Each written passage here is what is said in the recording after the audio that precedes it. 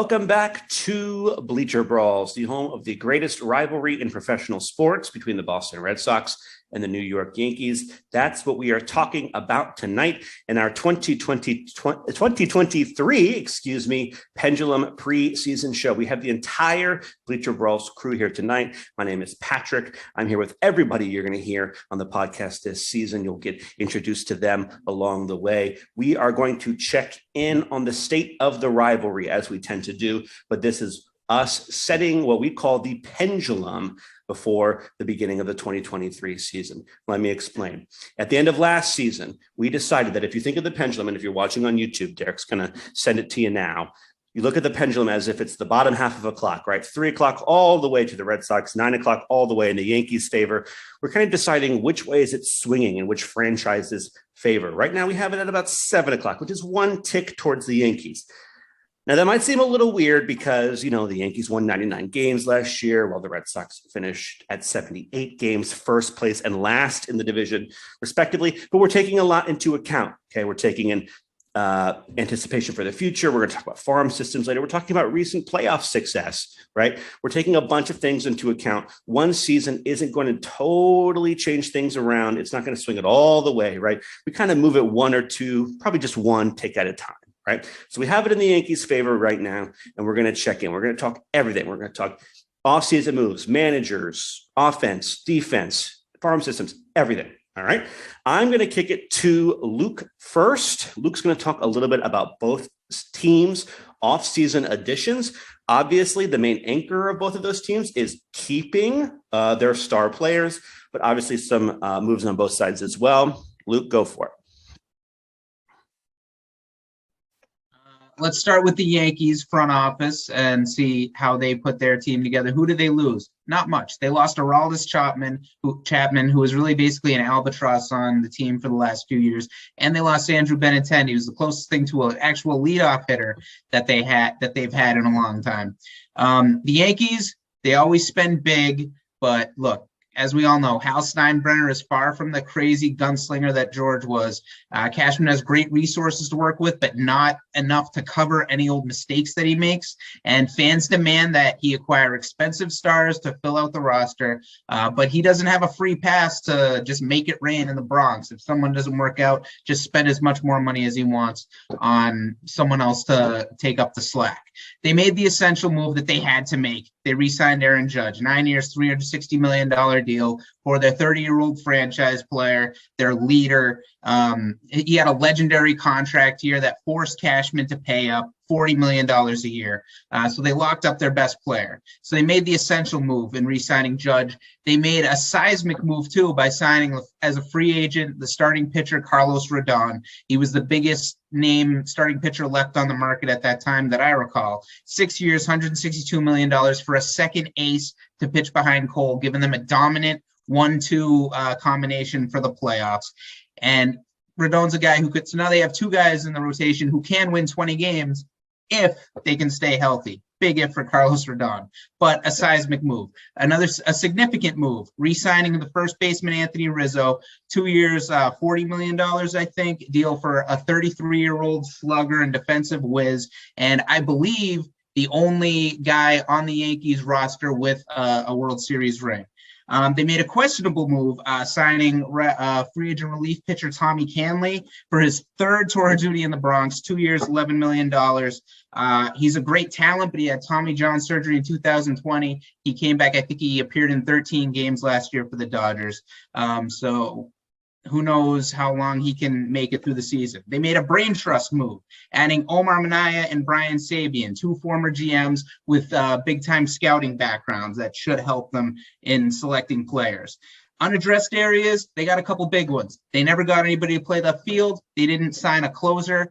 Those are spots that they're going to sign with the guys they already have in-house. So maligned players like Josh Donaldson, Acuff, and Aaron Hicks are going to have to play important roles on the team.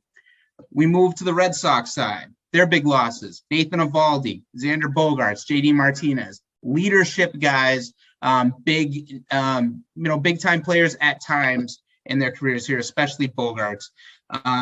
After 2 decades of being a free spending powerhouse, the the Chaim Bloom regime is intent on developing a core of mostly cost-controlled players before they start shelling out cash left and right for big-time players. And 50% or more of the fan base really can't stand it, and Chaim Bloom is really not in the good graces of a whole lot of Red Sox fans because there's attrition involved with that process of building up from within.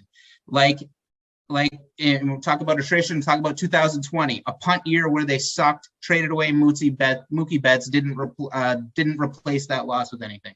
2022, a really flawed team, rife with injury risks that all bit them in the ass. Really, just about all those injury risks did get hurt for a long period of time. Financial flexibility does not sell tickets, but Bloom remains focused on building a long-term winner in the mold of the Astros and the Dodgers. He made his essential move, re-signing Rafael Devers, 11 years, $331 million to be the offensive centerpiece for the next generation of these new players. He's only 26 years old. That shows the fans that Chaim Bloom and the Red Sox are serious about locking in, about paying up for big-time players. A significant move, signing free agent closer Kenley Jansen, 2 years, $32 million, gives the Red Sox their first truly successful closer since Craig Kimbrell. He's 35 years old. He's not lights out anymore, but he has a long track record of success and success deep into the playoffs as well. So he'll be the anchor for a retooled bullpen that sucked last year and that they really needed to get better. A questionable move, signing the free agent Japanese player Masataka Yoshida to be the left fielder. He's supposed to be a high average, high on base percentage guy, and he's looking like is a move that really got a lot of flack from other executives when it first happened. People in the league saying they overpaid for him. After the WBC, not many people think that. Now it's looking like they might have gotten a steal because he dominated in the WBC on a worldwide stage. What else? And then they made a bunch of what I call supplemental moves. Adam Duvall, 1 year, $7 million. Power right-handed bat that can play good defense in the outfield. Justin Turner, 2 years, $21.7 million. Contact right-handed bat that can DH and fill in a little bit at third base and first base. Chris Martin, Joely Rodriguez, Richard Blyer, guys that can fortify the bullpen, not big needle movers. Alberto Mondesi, low risk, mid-level, I would call it, reward with great speed. That's a good natural hitting talent, but can't really stay healthy. And the big one, I'm still calling it a supplemental move, but the biggest supplemental move, Corey Kluber, 1 year, $10 million deal for a guy who just pitched his first full season since 2018 last year. And he went 10-10 with a 4.34 ERA. So nothing to really get excited about, but people for some reason seem to be expecting big things from him. Unaddressed areas, shortstop. They have someone to play shortstop, but they never really got somebody to fill that Xander Bogaerts role. They just took their center fielder and moved him to shortstop because the guy they were going to move to shortstop from second base got hurt. And they didn't add a frontline starting pitcher, as a lot of Red Sox fans did. And they never really got an established potent slugger to back up Rafael Devers in the lineup. So as far as the front office goes, two very different kinds of off seasons for two very different looking teams. With that in mind, I want to hear from both sides of the rivalry here. Quick 30 to 60 seconds on both. Kessler, I'm going to go to you first for the Yankees. I know that you're a big fan of Sabian, obviously big pedigree there, looking to kind of take things all the way in the Bronx. I want to hear your thoughts on the offseason. Yeah, I love the hires of Brian Sabian and Omar Minaya. It's old school. They're not playing analytics. They go by the eye test. I love it. I think Sabian's a proven winner. He showed it with San Francisco. Minaya, he tried with the Mets. He did a good job. Sabian's the guy for me. I mean, I was so happy when they brought him in. And he's the guy that's going to be, telling Cashman, okay, this is what I believe, who should make the team. This is the guy I think is the real deal. I'm just basing it on eye test. It doesn't have to go by analytics. So I'm a big fan of this. I love it. They're bringing the old school mentality back. So something that I've been dying for the last 5-6 years. Derek, I'll go to you. Similar amount of time, 30 to 60 seconds. Luke is reporting from Illuminati HQ. I'm surprised that he called it that, knowing that you are in another place. So I would like to hear your thoughts on the offseason. He's in the annex. I don't really want to say this from a Red Sox. I actually want to kind of say this from a neutral perspective, because this is what really caught me out this offseason, right? Whereas I feel like there's two total different approaches to the offseason, not necessarily in like how just the players they signed, and the Yankees kind of went after some star players. Obviously, Game Judge also getting Rodon, whereas the Red Sox kind of kept a very low scale, especially after losing Xander Bogaerts. But I feel like the Red Sox did a full 180. They said they looked at last year's team and went, this doesn't work. A lot of non-competitive at-bats, a lot of strikeouts. And when you have your lineup, and half your lineup's JD Martinez, who after the first month of the year was abysmal. You know, you start looking at Jackie Bradley Jr., Bobby Dahlbeck, Franchi Cordero. That doesn't work. Too many strikeouts, too many non-competitive at-bats. Bring in a lot of guys who have competitive at-bats. You look at that lineup with the exception of Adam Duvall. It's a lot of competitive at-bats in that lineup. And there's a lot of guys who don't strike out a lot besides Adam Duvall, obviously. I think the guy who probably have the second highest K rate next year will be Tristan Casas. Look at the Yankees side of things. The Yankees, this is the thing. I've talked with John about this before, on air and off air. The Yankees, I'm unsure on their offseason because, yes, they brought in a guy like Rodon. They've added some pitching. But I always felt their big problem was their lineup last year, especially in the postseason. And I know Anthony Volpe coming into the big leagues is going to kind of bring in another face, and potentially Peraza as well. But I don't know if that's enough to really overhaul a lineup that, let's be honest, just wasn't good, especially against the Astros in the ALCS. Right? So I've said this, is like, I don't know if the Yankees have recognized their problem in a sense of where, yes, they're having a lot of starting pitcher injuries. You can't predict that, and having a decent amount of starters is helpful for them. But what is their lineup looking like? Because it's essentially the same thing that just didn't work last year. Right, for sure. We're going to talk offense a little bit later. So thank you, Derek. John, I want to go to you next. Lots of really interesting conversations this offseason about the leadership of both teams. Obviously, both field managers coming back, but Aaron Judge being signed to this massive deal, officially being named the captain. A lot of interesting questions about who is the leader in the Red Sox clubhouse as Xander Bogaerts departs. So I want to hear you give us the rundown on leadership in terms of both managers and players. Well, to start off, I mean, to call Aaron Boone a manager might be a discredit to managers of the past. Look, I like Aaron Boone as a person, but to consider him a manager in the way we considered a guy like Joe Girardi, Buck Showalter, Billy Martin, it's not the same. Aaron Boone doesn't have a ton of in-game decisions that he's really making. I mean, there's questions if he even really makes the lineup or if it's spit out by a computer and given to him. Aaron Boone's job is to answer post-game questions, to defend his players to the media, and really just to go out and argue balls and strikes and get kicked out of the game. Like, that's what Aaron Boone is expected to do for the Yankees. From that perspective, I think he does it pretty well. I mean, considering that's what's expected of him. If he is the guy making the lineup, then yeah, I'd love to talk to him, because I think you're making some mistakes there.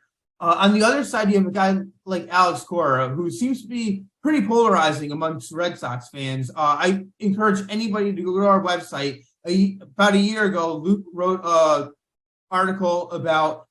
really good article about why Alex Cora is the best Red Sox manager of all time. Really good article that I completely disagree with. And then we have our behind-the-scenes guy, Senor Alvaro, who does a lot of the graphics work for us. He thinks Alex Cora should be fired. So where is it? Is he the greatest Red Sox manager of all time? Should he be fired? I guess it kind of falls in the middle. The thing that really hurts Cora overall when we're judging this is he was in Houston. Mookie Betts has made some recent comments. There might have been some things going on in 2018.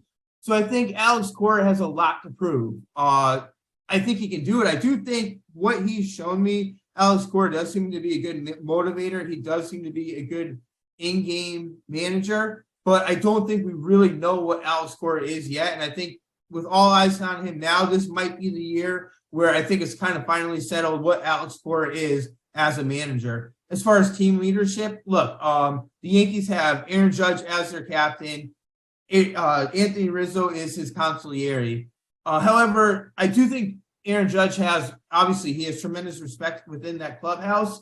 However, Aaron Judge has never had a good postseason. That's a hurdle he needs to overcome to really become that team leader. Like, you have to be able to play your best when the team needs you. I think Aaron Judge hasn't done that yet. I think this year could potentially be his year where he comes with a chip on his shoulder. He knows he has something to prove and he can do that. But it hasn't happened yet. There doesn't seem to be a guy in the Yankees that can be the real fiery leader. With the Yankees, in the past, during the dynasty years, you had Derek Jeter, who led by example, which is kind of what Aaron Judge does. And you had Jorge Posada, the fiery guy that was going to get that team fired up. The Yankees don't really have that fiery guy with respect in the clubhouse. Maybe Josh Donaldson's a fiery guy, and the reason they brought him in clearly doesn't have the respect in the clubhouse. I think the Yankees are missing that fiery guy. As far as the Red Sox team leadership, Rafael Devers, I think a great player, but his perception is that he's a bit aloof. I don't know if he's the team leader in that clubhouse. We've had a lot of debate on previous episodes. I suggest going back and watching them between me and Luke over whether or not Kike Hernandez is a team leader. I think Kike Hernandez can be a leader, but I don't think he can be the guy. I think your best players need to be the leaders, and that's something Kike Hernandez isn't. So overall, I think when it comes to team leadership, I think the pendulum's down the middle. Both sides have a lot to prove. The managers have a lot to prove. The team leaders have a lot to prove. And as far as this is concerned, with team leadership, my vote down the middle. Taylor, welcome to the show. John said something really interesting just now, which is your best players need to be your leaders. And I know you have some thoughts on Kike Hernandez on the Red Sox side when it comes to that. So go for it. Yeah, listen, I personally disagree. I don't think that your best player has to be the best leader. I think really strong leadership is a skill that only a few people have. And if you're lucky to have it, you should share it. And I think that we don't know if Kike is going to have it, but I think we should really give him a shot because I think in general, this team looking forward to this year is we're going to have to give a lot of people a shot. And I'm excited for him. He told Heim he was not going to come on a losing team.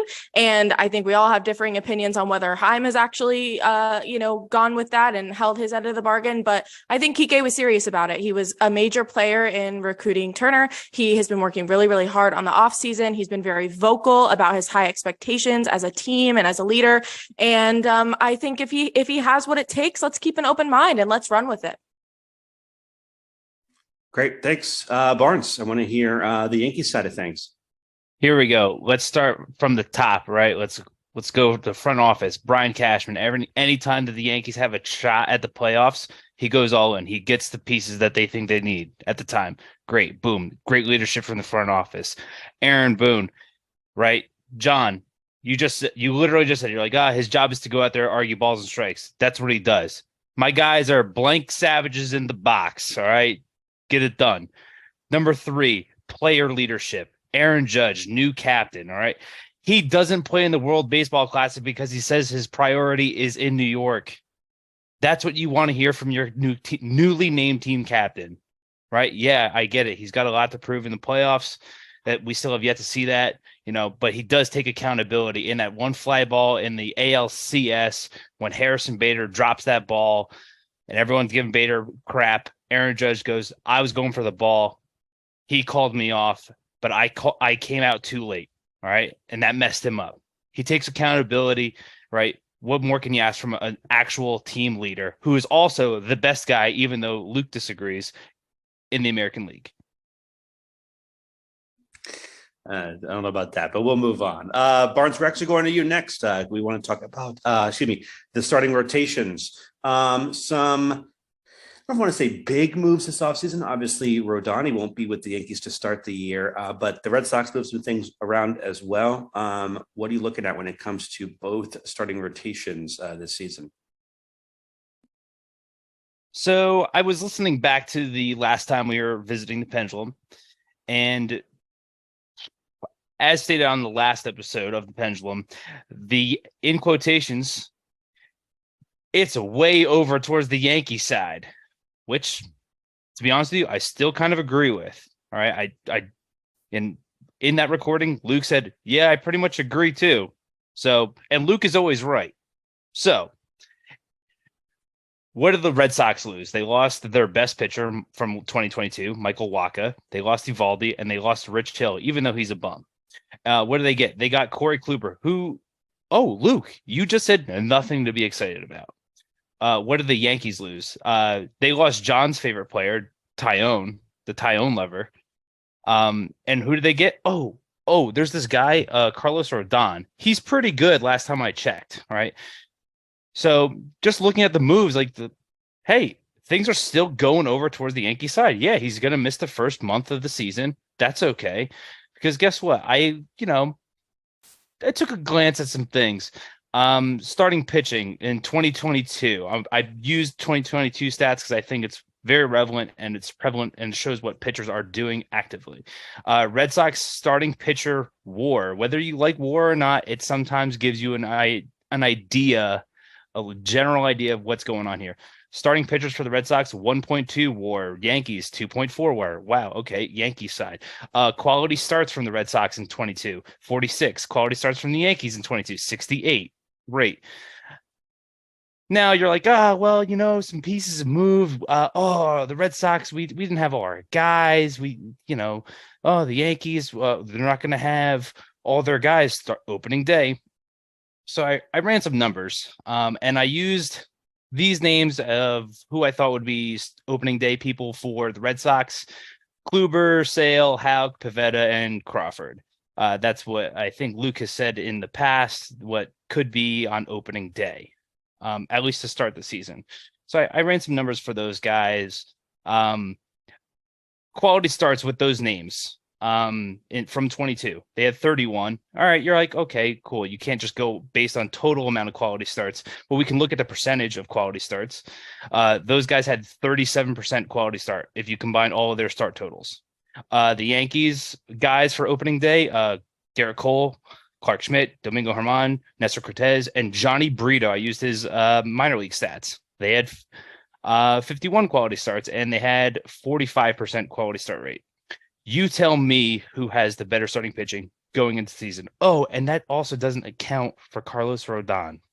Definitely some great points, Barnes. Obviously, both teams dealing with some injuries at the beginning of the year.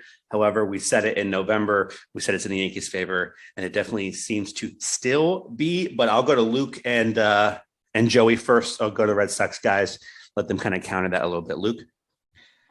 I think that obviously Barnes is right. On paper, the Yankees rotation, especially if Rodon is healthy, who the hell knows about that, by the way? If Rodon's healthy, then on paper they look a lot better, and that the starting rotation is definitely the biggest leap of faith that Red Sox fans have to take if they're going to believe in this team this year. That's the biggest leap of faith they're going to have to take towards what Bloom is doing. They got to hope that Brayan Bello ends up being is actually an ace in the making. Not that he'd be an ace this year, but down the road, and that he'll be an effective pitcher this year. They have to have faith that Garrett Whitlock is going to be the kind of starting pitcher that the Red Sox hope he is, and not just a guy who can be a nasty closer. They have to hope that Chris Sale is healthy. They have to hope that that Tanner Houck, at least at the beginning of the year, until everyone's healthy and moves to the bullpen, that he can be the kind of guy that can get righties and lefties out for 5 or 6 innings a game. I think that I think that there's a good chance that most of those things will work out. They also have to have faith that Nick Pivetta is actually closer to the guy he was in the first half last year than he was in the second half last year. I think most of those things will happen. Not all of them will. Specifically, Bello and Whitlock, I think, are going to be a lot better than a lot of people realize, but they have to prove they can stay healthy first. So I totally understand people thinking, well, yes, the pendulum's way in the Yankees' favor as far as starting pitching goes, but I think most likely it's a lot closer than people think, especially now. Look at the starting 5 that the Yankees are going to start the year with now, with injuries already before we've even been thrown a game in the 162 game season.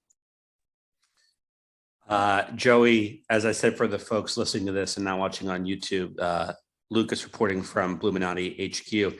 I know that you're reporting from the Washington, D.C. branch. So tuning in, let us know your thoughts on the Red Sox starting pitching. Wow, I didn't realize that I was entered into the Bluminati Society, but I guess it's good to be here now. Yeah, very typical. I mean, I think the Yankees do have a better rotation on paper than the Red Sox this year. And of course, Chaim Bloom is one of those guys. He just never gets tired walking backwards. So our team just continues to lose the progress it's made every year. So I think as a general rule, this season, starting pitching is going to be less important for all Major League Baseball teams. I think with the new rules, especially the pitch clock and the shifting rules, I think offense as a whole is going to be on the upswing, and quality starting pitching is going to matter less because a lot of starting pitchers are going to be bad, and there's going to be very few that are going to be able to perform well in this run environment. I'd say the Yankees are maybe like slightly ahead of the Red Sox. I don't believe in their rotation. I look at Rodon. I see he's very much capable of being a basket case this season. I could see him making like 10 starts the whole year. We don't know that. That's not what his timeline projects, but he's an injury-prone guy, and he might not show up. And, the same could be said for Sale. So we really don't know. We'll have to. It will end up shaking out to be who's the healthiest because, unfortunately for Barnier and Kasem, and I know they're going to disagree with me. And Barnes, by the way, I thought it was very like Barnesian to include someone's minor league pitching statistics for quality starts. Like some scrub, like I forget what his name is, John Bozo. John Bozo has like 38 quality starts in Double-A last year. That's great, Barnes. Doesn't really apply. They're not playing the Orioles every day. They're playing real major league teams. It's going to come down to who's the healthiest. Whitlock is a guy who's capable of making quality starts and pitching to an ERA in the threes. Same thing with Houck. Bayo is capable of being an ace potentially if he hits his ceiling this year, which I'm not saying he will, but that potential is within him.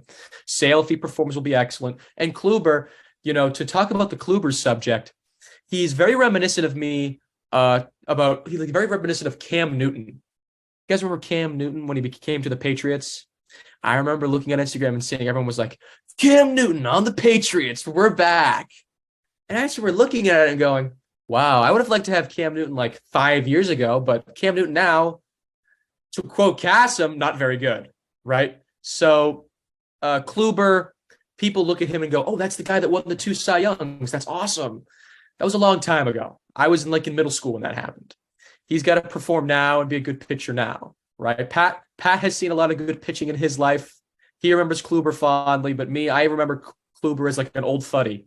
So hopefully he performs well this season, but certainly not going to be breaching the expectations of some older-minded fans. John, I'm going to let you speak on the Yankees' perspective. Unfortunately, as always, the Red Sox guys have taken up most of the talking time, so I only have a little bit of airtime to give you, but I'm happy to give it to you. All right, I'll try to make this quick. Look, what I like about the Yankees rotation is that they're finally building a rotation that gives you different looks. For the longest time, the Yankees had a rotation that was just strikeout guy. They were looking at guys that got a lot of strikeouts, and that was pretty much it. It's the same look every single night, and teams are eventually going to get accustomed to that in a short series. So now the Yankees have right-handed and left-handed strikeout pitchers, but they also have right-handed and left-handed pitchers that pitch to contact. It's just a different look. You can mix things up from night to night, which is going to help keep hitters confused. That's what I think moves the pendulum in the Yankees' favor, is because it seems like they're finally figuring out what they've gotten wrong for the past 20 years, and that's starting pitching is important, which is why I think the pendulum's moving away from the Red Sox, because it seems like, well, I know over the past 20 years, the Red Sox have had the better starting rotation. They've had the better starting pitching, and that's really what's been the defining factor between the teams. They both had great lineups, but the defining factor was the starting pitching. And the Yankees and the Red Sox and Chaim Bloom seem to be moving away from that, going with reclamation projects, which I've seen the Yankees do. It doesn't work. I've seen them go with guys that they expect to be pitch above their heads, like Nick Pivetta. He's not a number one, maybe number 3, or maybe he fits that role, but he's not a number one. Or they go with converting guys who are really, really good out of the bullpen and say, hey, let's make this guy a starter. And just because the guy is really good out of the bullpen doesn't always really translate into being a great starter. For that reason, I think the Red Sox are moving away from valuing starting pitching. The Yankees are finally figuring out what they've done wrong for the past 20 years and doing what the Red Sox were doing. So they switched spots, and that's why I think the pendulum's now in the Yankees' favor. Joey, I'll send it back to you now. Offense, not a whole lot of changes on the Yankees side. Some pretty big changes on the Red Sox side. So I want to hear your thoughts. I heard WAR be brought up as a legitimate statistic earlier, and I I was looking at the projected WARs of these two offenses, and the Yankees' projected WAR was higher, but not much higher than you'd think. But of course, WAR, what is it good for? Absolutely nothing. So I look at Yoshida, I look at Turner as being key additions to this roster, but you really don't know how they're going to fit in. Yoshida obviously never played in the United States, performed very well in the so-called WBC, and so hopefully will perform well in the major leagues. But we don't know. And Justin Turner's Pat's age, so he could totally be an old fuddy this year and not perform very well. We don't know. I would say the Yankees are the much safer offensive team. Judge will probably have a solid year. Stanton will, he's going to have a lot of RBIs if he plays.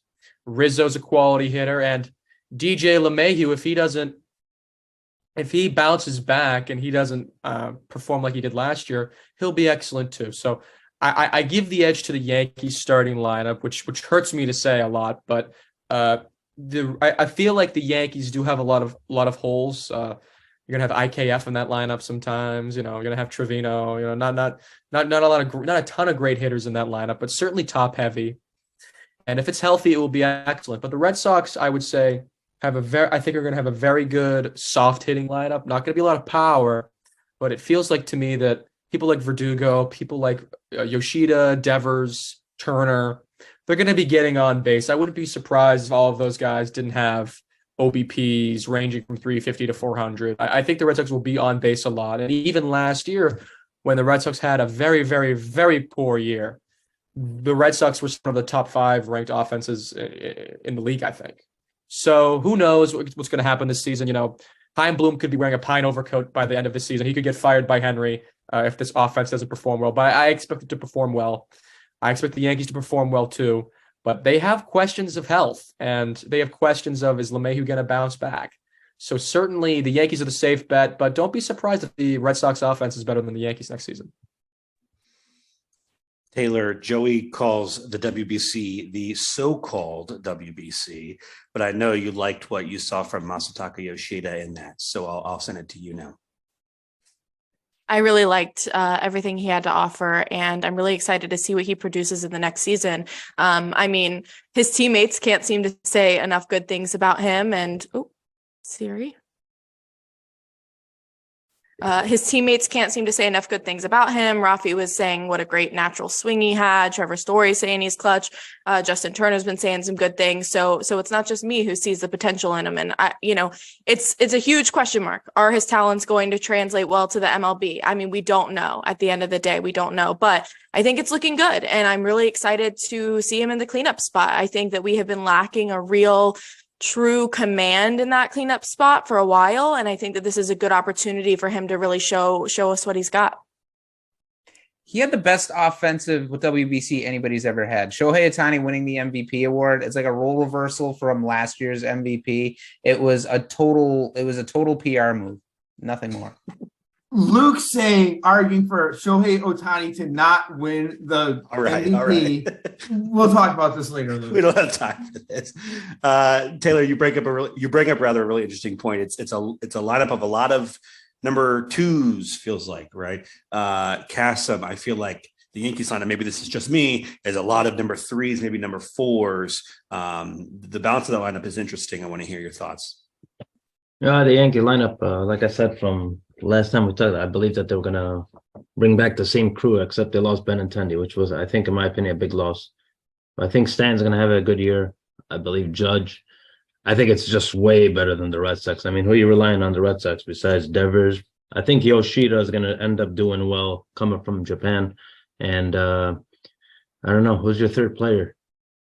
So there's not much. The Yankees from top to bottom, I believe, everybody wants to rip Donaldson. I think Donaldson's going to do well. I know his glove is there, but I think his bat is going to come alive. LeMahieu is healthy. I just like him in the utility role.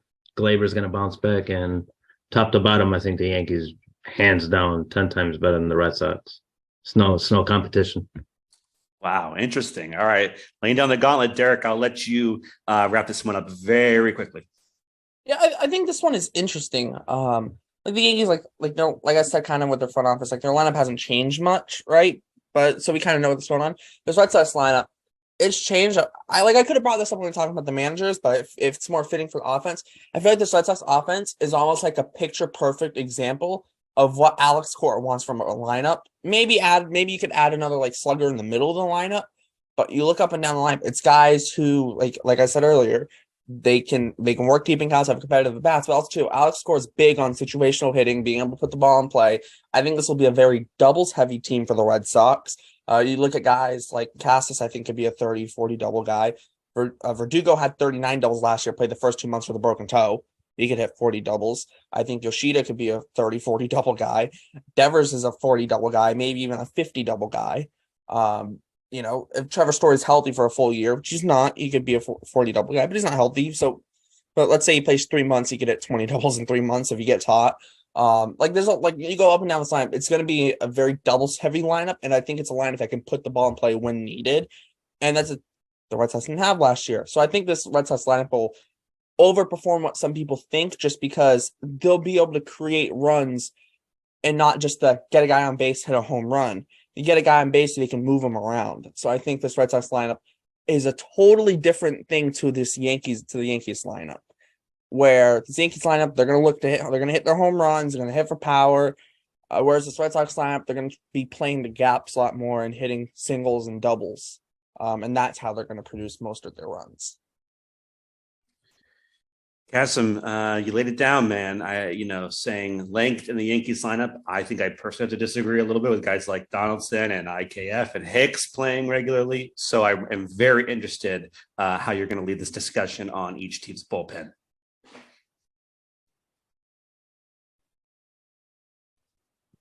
Bullpen, here we go. All right, Red Sox.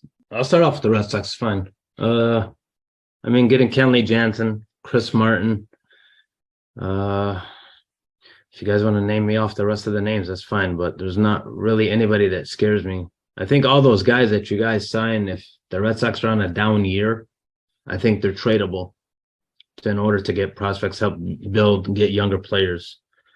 On the Yankee side, I think we're totally legit. I like it. Clay Holmes coming back, Loaizaga, we got Wandy Peralta, Michael King coming back from injury is big. Who else do we have? Ron Marinaccio. I think they're still one of the top 5 best major league bullpens in Major League Baseball. I think this is what carries the team mostly. Besides their pitching staff, they rely heavily on the bullpen, especially Aaron Boone. Just the way his strategy, the way he goes about the game. I think if you had to compare the two, I think Yankees, by a long shot, they got a way better bullpen. And it showed because it carries them into the playoffs, winning the division, trying to get far, hopefully carry them to the World Series. But I think Yankees bullpen is just a matter of health. And I think top to bottom, I think they're legit. John, do you think that they are legit top to bottom from another Yankee fan perspective? Oh, absolutely. The Yankees, the one thing they have done right consistently is put together a bullpen. They always have a top bullpen.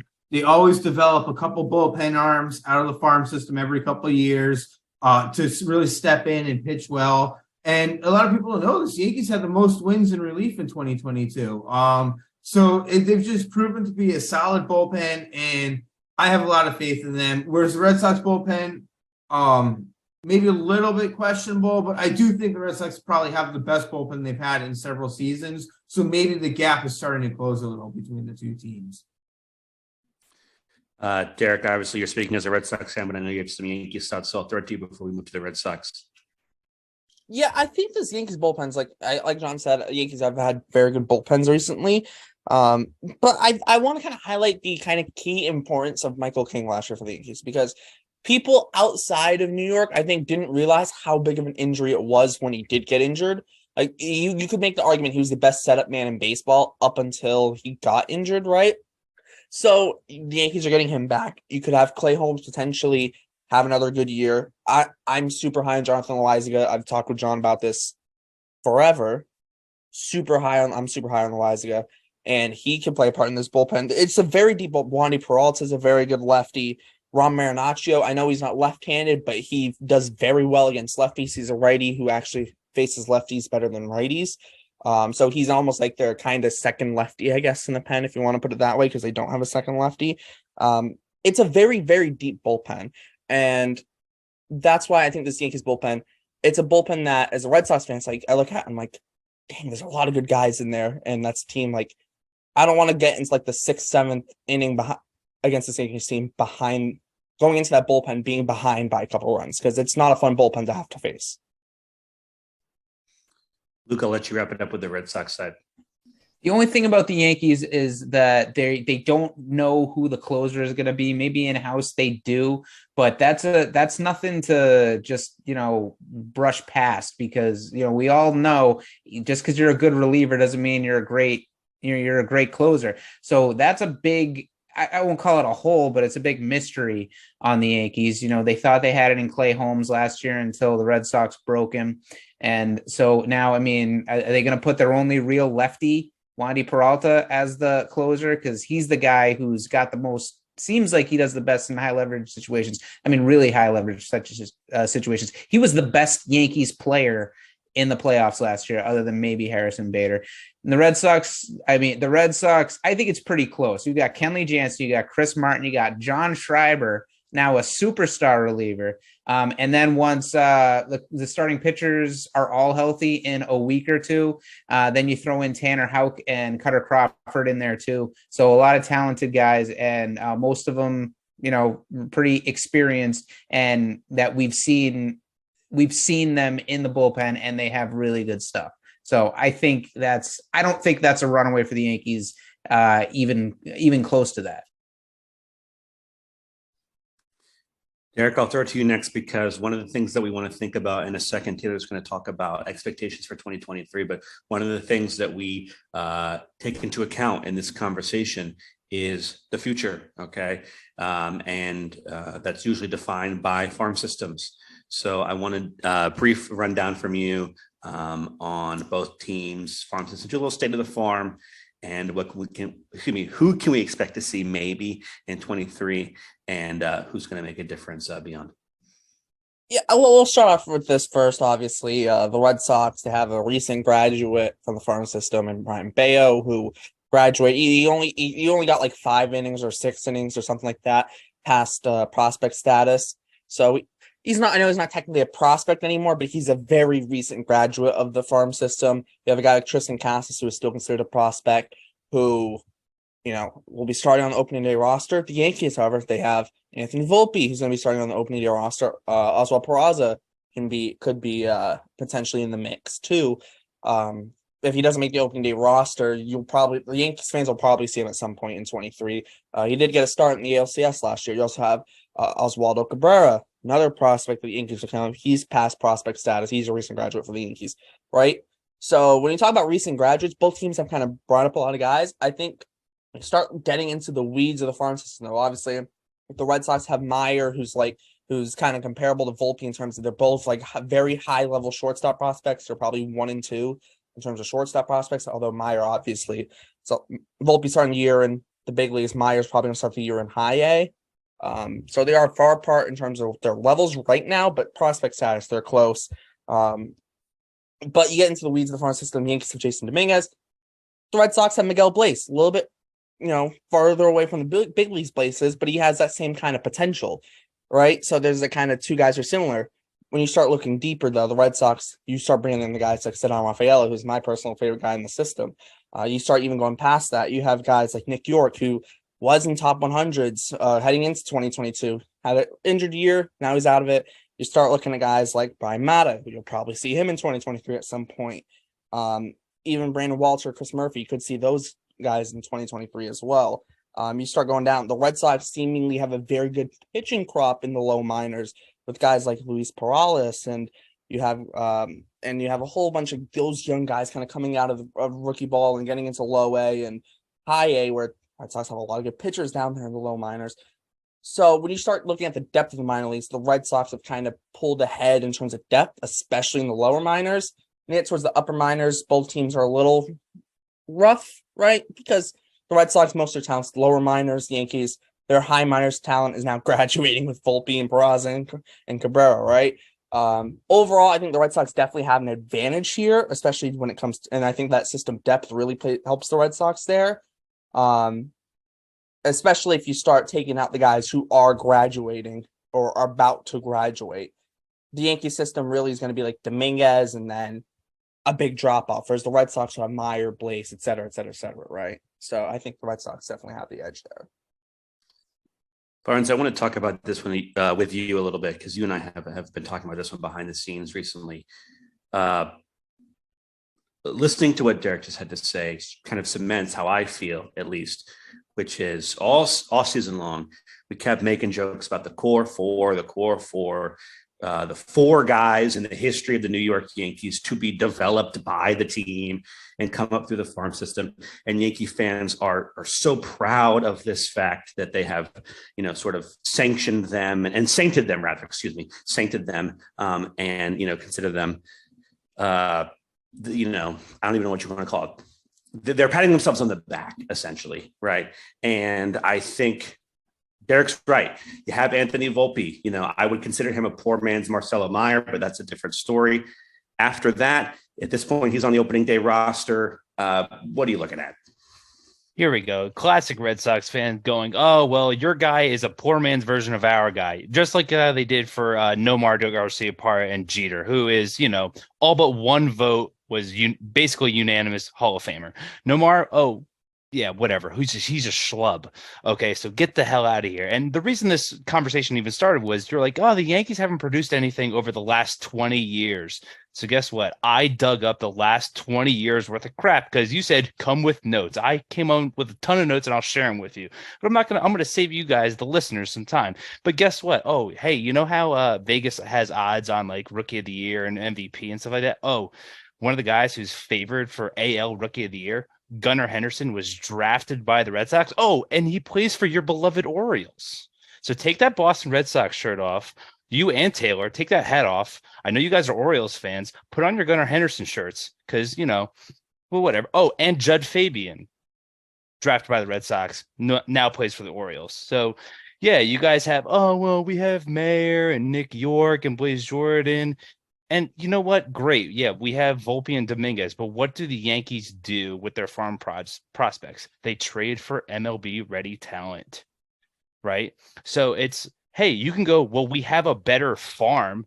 Great. That's really cute. But we got guys who are playing the MLB. We've got guys. So, like, you're patting yourselves on the back for the award that doesn't matter. You really are. What are those guys doing for you right now? Nothing. Barnes, I appreciate you so much. From my perspective, I think you did nothing but prove my point, which is they cannot develop guys. They ship them off. I mean, after last season, it's desolate after the Benny trade and named any trade last year. I mean, that is an emptied out farm system. Here you go. Here it is. The Yankees produced an AL MVP who was also Rookie of the Year. Aaron Judge. You guys produced Mookie Betts. Mm-hmm. He's not even on your team anymore. Okay. Done. They did produce him though. I mean, yeah, we can talk all day about how Ohtani should have been the MVP last year, but Barnes, we can get into this even more on our Sunday night shows because we just don't have the time, unfortunately. But this has been fun, and I'm definitely looking forward to finally hearing that list of who those prospects are because I still haven't heard it yet.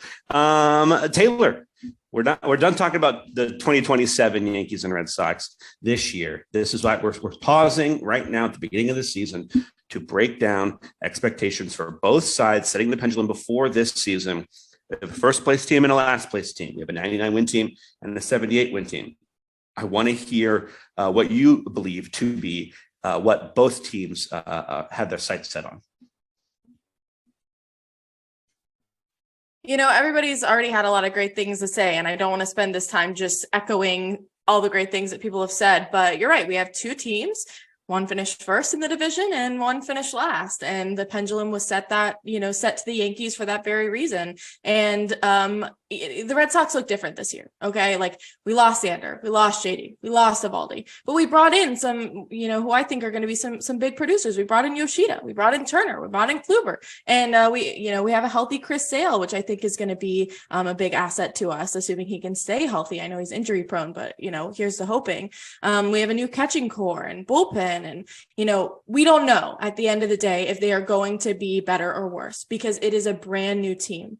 We can't compare a brand new team to a squad who during the season itself last year had a tremendous amount of turnover. We don't know what their chemistry is going to be like. We don't know if they're actually, going to stay this team. We don't know what injuries are going to come up, what trades are going to happen. But, for all intents and purposes, I think that we've, done a decent job with bringing in some really great guys in, and we're approaching the peak of Heim's long-term sustainability plan. And we're seeing that with Cassis and Bayo on the roster. So we saw a lot of great success in the 2021 ALCS. We took the Astros 6 games, which is something that the Yankees couldn't do last year. So I think that kind of success is something that we can look to this year with a new team, but it's hard to say with the Red Sox.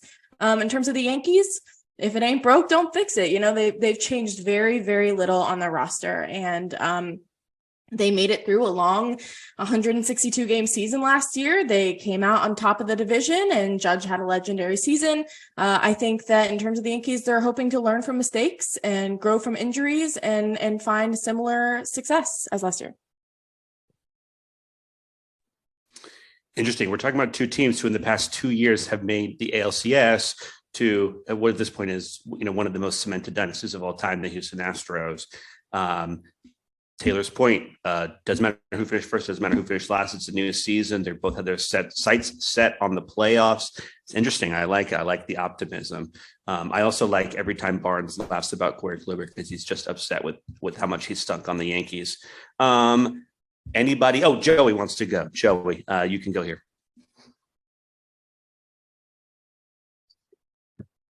The seasonal outlook. Wow. What a scary subject. It's like this upcoming season is like a really... Oh, can you guys not hear me?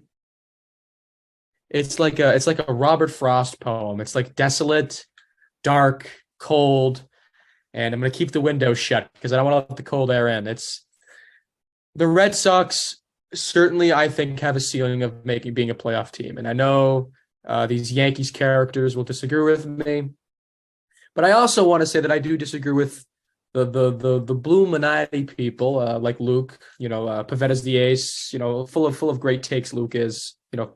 Only facts, only real predictions come from Luke, like Pavetta being the ace and other things like that, and the bandwagon from last year in June. So we're all wrong about things sometimes, but I think this team certainly is capable, if they perform well, of making the playoffs. The Red Sox certainly aren't out of it. And to go with the Yankees, I think the Yankees are capable of collapsing. It's not very likely, and I know I'll get some eyebrow raises about this, but their team just is a really big health question mark. And now that 3 of their starters out of their 5 are already out for the season, and in a competitive division, I could certainly see the Yankees, finishing, maybe only a few games above 500. It's possible. So it's very swingy. Of course, I give the Yankees the advantage going into the season, but I would not count the Red Sox out this year against the Yankees. I think it's certainly possible the Red Sox end up going farther in the playoffs, even if they have a worse record than the Yankees, because the one thing the Red Sox have over the Yankees this year, I think very clearly, is they have players that win in the playoffs, right, man? They have players that have won the World Series. They have players that go deep in the playoffs. The Yankees, they're all choke artists in the playoffs. Aaron Judge, Garrett Cole. I mean, this is what they do. This is their game. So I think it's, I'd really hate to be a Yankees fan because, I complain. I'm not a Bloom fan, and I complain about all the losing seasons. But at least I don't convince myself every year that it's the year, man. And then I get lied to and I lose every year. I couldn't do that. I couldn't do that, frankly. So I applaud you guys for giving yourselves that false sense of security every year and then selling the bag against like the Astros and the ALDS every season. So I salute the Yankees fans for being solid in their ignorance of what reality is. And the reality is, In this century, the Yankees don't win very much. I'm sorry.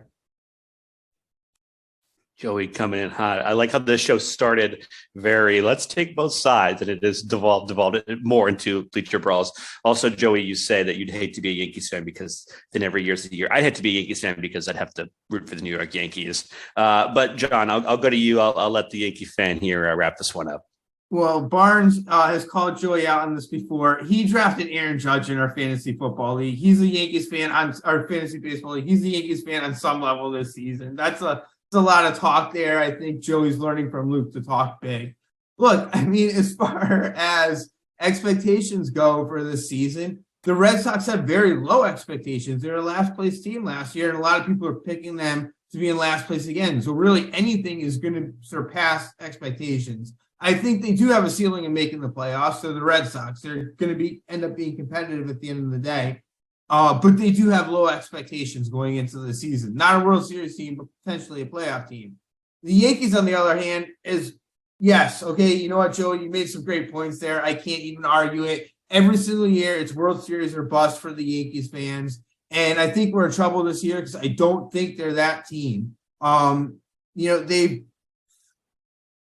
going to probably make the playoffs. I think they'll probably win the World Series. And I think that a lot of these early season injuries are them just being cautious because this team is now trying to manage the season for the playoffs. So they're not really concerned about whether or not Carlos Rodon or Luis Severino pitches in April and May because you really want them pitching in September, October. And Luis Severino has come out and said, I could pitch. Like, this is them just being cautious. So I think the Yankees' expectations, again, yes, we're expecting a World Series win. I personally expect to make the playoffs, and I don't know if they are actually a World Series team, but I do expect them to be better than the Red Sox. Alex Verdugo has also said he could pitch. Doesn't necessarily mean it's true. All right. I think in general, in summation, I think we're looking at a Yankees team that liked what they saw last year, wanted to re-sign their big guy, sign a big pitcher, call up a big prospect. They're making the big moves. Meanwhile, the Red Sox on this side, as I've referred to them before, are kind of the all-potential team. You have a lineup that really could do some damage, but we don't know. As Taylor said, a lot of these guys have never even played together before. So this is definitely going to be an interesting season. Here's what we're going to do now. We're going to go through the same order that we went through before, and I'm going to give each guy 30 seconds. Show's running a little long, boys and girl. Show's running a little long. Give you all 30 seconds to say where you think the pendulum should be set going into this season. So a reminder, folks watching on YouTube, Derek's going to put it right here. Ooh, okay. The pendulum is kind of one tick in the Yankees' favor, 7 o'clock, as we like to refer to it. So I'm going to go in order, see what everybody thinks. If it should stay where it is, if the Yankees have made enough moves to really swing it in their favor, or if the Red Sox and their multitude of moves have done enough to swing it right back in the middle, and we are right at 50-50. Luke, I will let you go first. Give me your 30-second spiel where you think it should be. So the Yankees look better on paper for the right now. The Red Sox look like they have a better future. The pendulum should take future potential into consideration, as that's a significant aspect of the state of the two teams. But the coming season should be the primary focus. I think of it as about 75% to 25% as far as where the significance should lie between what the team's like now, what the team will be like in the future. Thus, the Yankees have improved their current status, while the Red Sox may have improved their status, but that's really just theoretical. So my vote is actually to move it another tick in the Yankees' direction to 8 o'clock. Oof, that hurts to hear from you, Luke. John, I'll go to you next. Head Yankee fan, what are you thinking? Well, for me, I look at everything that happened in this offseason and where we stood when we did the pendulum video back in December. It was at 7 o'clock, like you said before. To me, I don't think either of these teams have done enough to separate themselves. I think the Yankees, they made some moves, but really they didn't make themselves, I feel, that much better or really get that much worse. Same with the Red Sox. I don't necessarily think they're that much better or that much worse. So my vote's to keep it where it is at 7 o'clock. Barnes. Here we go. So let's just run down what we talked about. Front office, the Yankees improved. The Red Sox didn't. They stayed the same. Team leadership, that's the same across the board. Like, whatever, who cares? Because those two things don't even really count. Starting pitchers, the Yankees improved. The Red Sox didn't really improve. They stayed the same. Offense, Red Sox got a little bit better. So did the Yankees. Bullpen, Yankees are better. Red Sox got a little bit better, but not much better. So farm system, who cares about it? Because it's the future. It's 20%. So 8:00, like Luke said, because Luke's always right. All right. Joey. Yeah, it does kind of bother me when you guys talk about baseball teams like it's a Roth IRA or a 401k. Oh, we're saving for the future. It's all gonna be great. But no, I think despite the reign of terror of Chaim Bloom upon this franchise and this fan base, and the relentless drum of the Jacobins in his fan base, like Luke and Derek, I still believe that the clock should stay where it is. I don't think the Yankees have significantly improved from last year, and I think the balance of power is relatively the same. So I think it should stay where it is, and I think I wouldn't be surprised, the Yankees next season when they enter the playoffs, they become a different team. It's like a catfish. They're a catfish. They convince you they're pretty over the internet. They convince you they're a great team over the regular season. Then they enter the wild card game and lose like 13-1 to the Red Sox, So there you go. With a Brock Holt playoff cycle. All right. Kasem, do you think it swung even more in the Yankees' favor? Do you like it where it is right now? Just a little bit Yankee advantage. What are you thinking? No, it's a big advantage to the Yankees. It's no competition. That's being realistic. I'm not trying to be just because I'm a Yankee fan. If I have to tell it the way it is, I tell it the way it is. Red Sox are not going nowhere. You got a piece that I'm hoping he does well, and that's Chris Sale. I'm rooting for him so he could be traded at the deadline.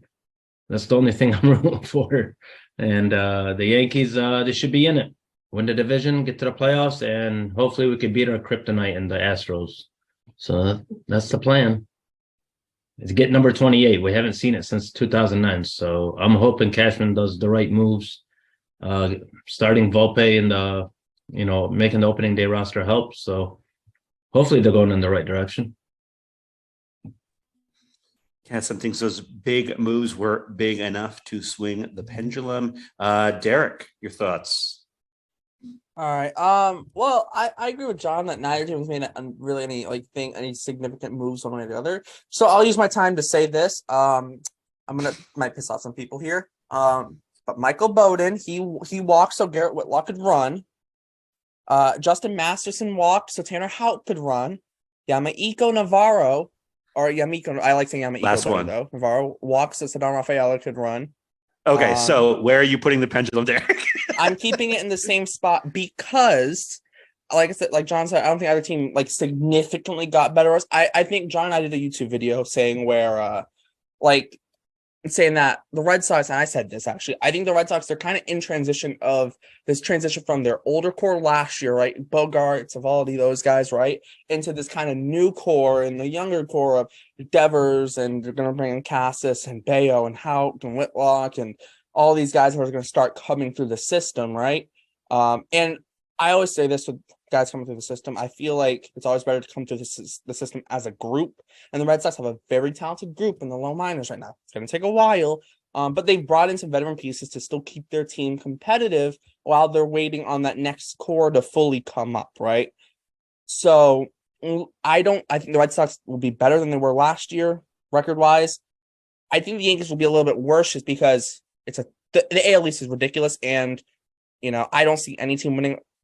I don't even know if any team's going to win 95 games in that division, just because there's so many stacked teams in the AL. I don't think it's really moved because Ryan Kalish walked so Jaron Durant could run. Thanks, Derek. All right, generous Taylor. 30 seconds. 30 seconds, Taylor. All right. I have to go with staying where it is because I feel like it's really impossible to know. It's really impossible to compare. Again, especially because of the WBC, a lot of these guys haven't played together. But Siri, thank you. It's really impossible to know because a lot of these guys have never played together, especially because of the WBC this year. But I'm choosing to be an optimist and saying that these roster moves on the Sox side are significant enough to imply growth. So you know what? I think I'm going to stay exactly where it is. I am also going to keep it where it is, which I think that's going to keep that vote there at kind of the 7:00 position. My belief is we know exactly what the New York Yankees are going to be. They're going to be the 2022 New York Yankees, except a little bit worse because Aaron Judge will never be able to replicate that. And he was a 10-WAR player last year. Meanwhile, the Red Sox are the all-potential team. Checking with me in the middle of the season when we looked like last year, and it'll be a different story, but we don't look like last year. It's a different squad. I think things have changed enough to be optimistic about it. Meanwhile, the Yankees know exactly what they can expect, which is to get swept by the Astros in the playoffs. So that's where it is, folks. We are keeping it where it is, just slightly in the Yankees' favor. Obviously, 99 wins last year, hard to doubt. ALCS appearance, hard to doubt, right? Red Sox did that the year before. And so 2023, kind of evening things out a little bit. We're going to see where it stands. We're probably going to check in. Luke, you can correct me if I'm wrong, probably about mid-season All-Star break. We're going to check in, see how things look. But right now, we're going to keep it where it is. Nothing changed from November. Lots of things changed. But in terms of our show, the state of the rivalry, nothing has changed. I love the disappointed looks on this Zoom call right now, and I think that's why we do this. We're high-fiving here at Bluminati HQ. I was not expecting this. I was expecting a route to move in another tick in the Yankees direction, but I couldn't be happier. Joey literally lied on air. It doesn't matter. The numbers are still in our favor. I think, but this was not a case of the Red Sox fans voted for the Red Sox, voted in one way, and the Yankees fans voted another. If you're angry, guys, you should be mad at John. Wait, why did I lie? What did I lie on air about? Don't worry about it, Joey. It's fine. It doesn't matter. It doesn't matter. We're going to wrap it up, folks. I'm not the merchant of lies. I'm the merchant of truth. This is what we sort of consider like our 2023 season premiere. Okay. Kicking off this new season, opening day in a couple of days. If you're watching this on YouTube, this has come out on opening day, a very exciting day, a national holiday for many folks. With that being said, now that we're in the season, our podcast schedule is getting changed a little bit. We're in the Yankee shows and Red Sox shows. So every Monday morning, just like the show you're listening to right now, is the rivalry show. We're going to hear from both Red Sox folks and Yankees folks checking in on the week that just passed. Every Wednesday, you're going to hear Yankees shows from John and Barnes and Kassam while they lie to you about how great their team is. Okay, I'm done. While they give their perspective, they have other Yankees-only shows on Wednesdays. And then we're going to have our Red Sox-only shows on Wednesday. We're going to kind of cycle those hosts out depending on availability. Those shows are going to be up on Friday. So now 3 days a week, 3 episodes a week. And, fun surprises, guest series stuff, things like that along the way. Obviously, YouTube, we got both Red Sox and Yankees videos, bleacherbrawls.com. It's been a long night, folks. We have both Red Sox and Yankees columns, as well as everything else. You heard all those things at the beginning of this episode. It's all still true since you've been listening to this super long, overstuffed edition of Bleacher Brawls, where we have decided that the pendulum swings ever so slightly in the Yankees' favor. We're excited to see 2023 play out and see where it stands. So for everybody in the Bleacher Brawls crew, I'm going to sign off for us. Thank you guys for listening. We really appreciate it. We're looking forward to a fun year for both squads and a fun year for the show. And we're glad you're going to be along for the ride with us. That's all we got. Does anyone remember Thanks, when folks. Booth Bonser played for the Red Sox? Shut up, Derek. Joey, your dad and I are both very proud of you.